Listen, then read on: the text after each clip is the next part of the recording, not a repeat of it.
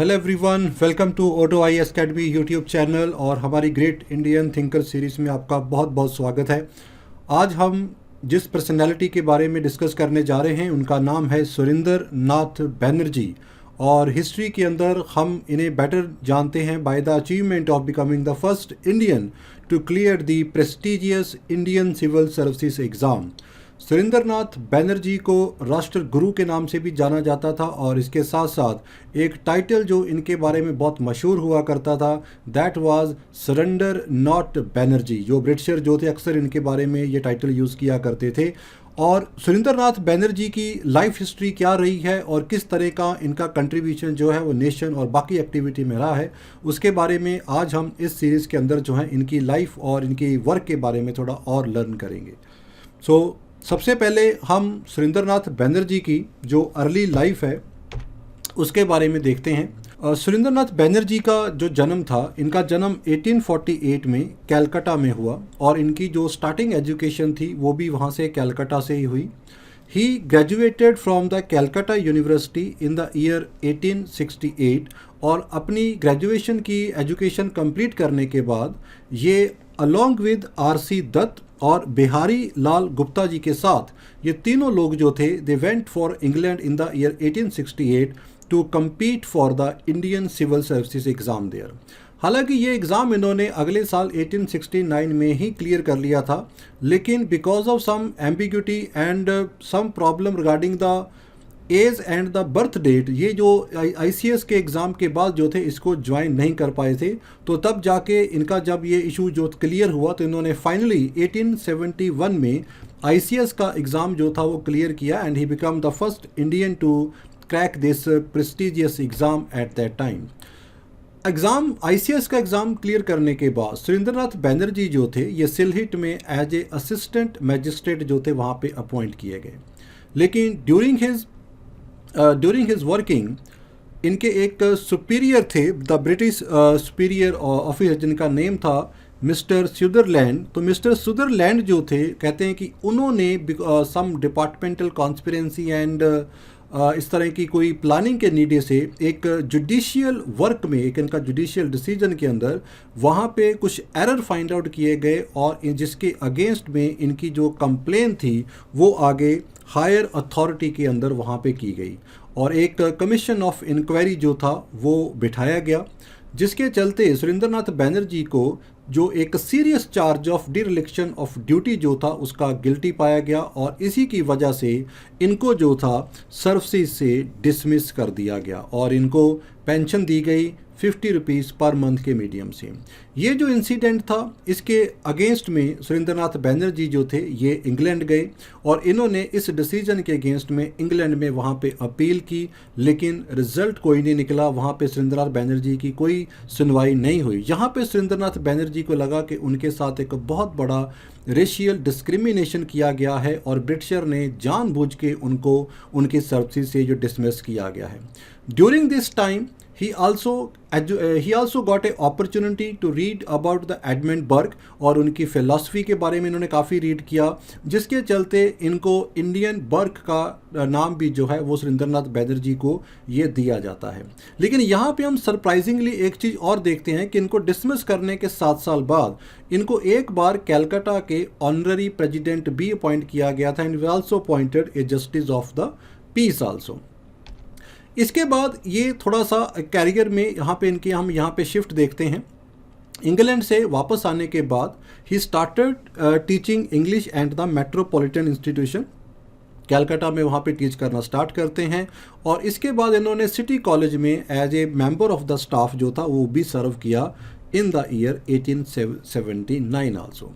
1882 में he took the charge of a school जिसका नाम जो था वो प्रेसिडेंसी इंस्टीट्यूशन हुआ करता था, जिसको कि बाद में एक कॉलेज में अपग्रेड किया गया और इसका नाम रखा गया रिपन कॉलेज, जिसको कि अब सुरिंदर नाथ कॉलेज के नाम से भी जाना जाता है। तो यहाँ पर भी इन्होंने टीच किया। यहाँ पर इन्होंने कम से कम देखते हैं तो इनका अगर टीचिंग करियर देखते हैं तो he taught for approximately 37 year from 1875 to 1912 तक जो था इन्होंने टीच किया, और 1912 में ये आगे पॉलिटिकल फील्ड की तरफ जो है वो इंटर हो जाते हैं, and he was elected as a member to imperial legislative council in the year 1912 here.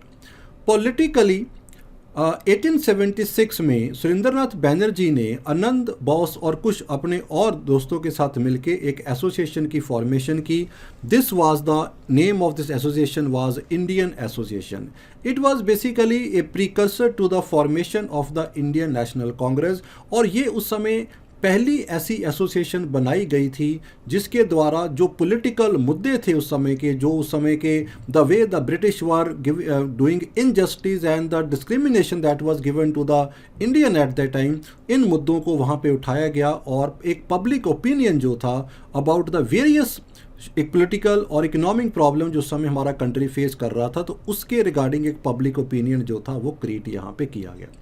अपने इस ओपिनियंस को और अपने इस प्रोपागेंडा को और भी ज़्यादा सेपरेट करने के लिए इन्होंने बेंगली नाम का जो न्यूज़पेपर था उसको इन्होंने बाय भी किया, और 1879 में इन्होंने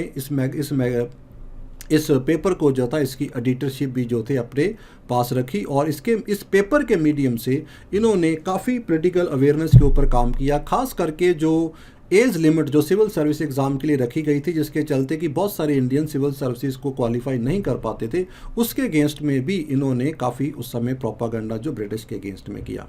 एक इल्बर्ट बिल कंट्रोवर्सी के टाइम के ऊपर सुरेंद्रनाथ जी ने उस समय के जो जज थे कलकत्ता हाई कोर्ट के JF नॉरिस, उनको काफ़ी क्रिटिसाइज़ किया अपने एक पेपर के अंदर, जिसके चलते जो सुरेंद्रनाथ बैनर्जी जो थे इनके ऊपर कंटेम्प्ट ऑफ कोर्ट का केस चलाया गया, और इनको 2 महीने की सज़ा भी जो थी इसके अंदर की गई। और ये वो इंसिडेंट था जिससे सुरेंद्रनाथ बैनर्जी की जो पॉपुलैरिटी थी वो बहुत ज़्यादा स्प्रेड हो गई, बहुत he become a very popular leader and the national level. और तकरीबन उस समय जितने भी बड़े प्रोविंसेस थे, चाहे वो पंजाब, आगरा, बंगाल की हम बात करते हैं, सभी जगह पे इनकी अरेस्ट के प्रोटेस्ट में इनकी अरेस्ट के अगेंस्ट काफ़ी प्रोटेस्ट जो है हमें देखने को मिलते हैं। और इसी नई जो पॉलिटिकल यूनिटी और जो पॉलिटिकल अवेकनिंग जो यहाँ पे उस समय क्रिएट की जाती है इस माहौल के अंदर, he organise the all India political conference on 28 December 1883 में ऑर्गेनाइज की जाती है कलकत्ता के अंदर, जिसके अंदर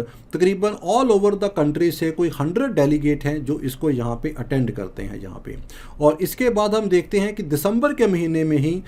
सेकंड नेशनल कॉन्फ्रेंस जो है वो यहाँ पे की जाती है, जब इंडियन नेशनल कांग्रेस की जो सेशन है उससे कुछ दिन पहले। और यहीं पे हम यहाँ पे देखेंगे कि ये जो इंडियन एसोसिएशन और ये 2 कॉन्फ्रेंस होती हैं, this become the breeding ground और the kind of the foundation ground जहाँ से इंडियन नेशनल कांग्रेस की जो है वो स्टैब्लिशमेंट होती है। और हालांकि सुरेंद्रनाथ बैनर्जी इस इंडियन नेशनल कांग्रेस की जो इनॉग्रल सेशन था उसको वो अटेंड नहीं कर पाए थे, लेकिन फिर भी इंडियन नेशनल कांग्रेस के फाउंडिंग लीडर में सुरेंद्रनाथ बैनर्जी का नाम जो है वो बहुत ही प्रोमिनेंट फॉर्म में यहाँ पे आता है। अब कांग्रेस के साथ एसोसिएट होने के बाद हम देखेंगे कि सुरेंद्रनाथ बैनर्जी का कांग्रेस और पॉलिटिकल एक्टिविटी में काफ़ी मेन रोल रहता है। 2 बार ये कांग्रेस के प्रेसिडेंट भी अपॉइंट होते हैं, 1895 में पूना सेशन में और 1902 में अहमदाबाद सेशन में इनको प्रिजाइडिंग ऑफिसर जो है वो इंडियन नेशनल कांग्रेस का बनाया जाता है। इसके बाद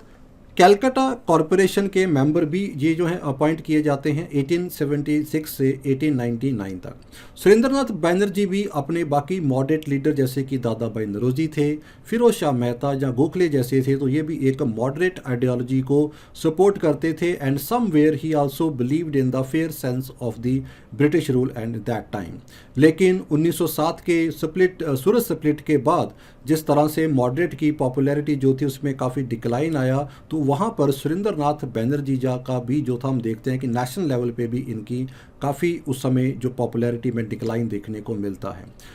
1909 में एक इंपीरियल प्रेस कॉन्फ्रेंस की जाती है जिसमें सिर्फ सुरेंद्रनाथ बैनर्जी होते हैं जो इंडिया की साइड से जो हैं इसके मेंबर अपॉइंट किए जाते हैं। सुरेंद्रनाथ बैनर्जी के अगेंस्ट में एक काफ़ी एक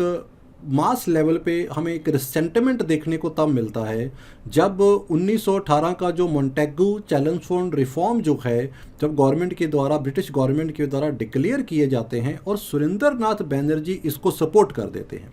जब सुरेंद्रनाथ बैनर्जी इसको सपोर्ट करते हैं और इसकी वजह से उनके अगेंस्ट में एक बहुत बड़ा रिसेंटमेंट जो है वो देखने को मिलता है, क्योंकि इसके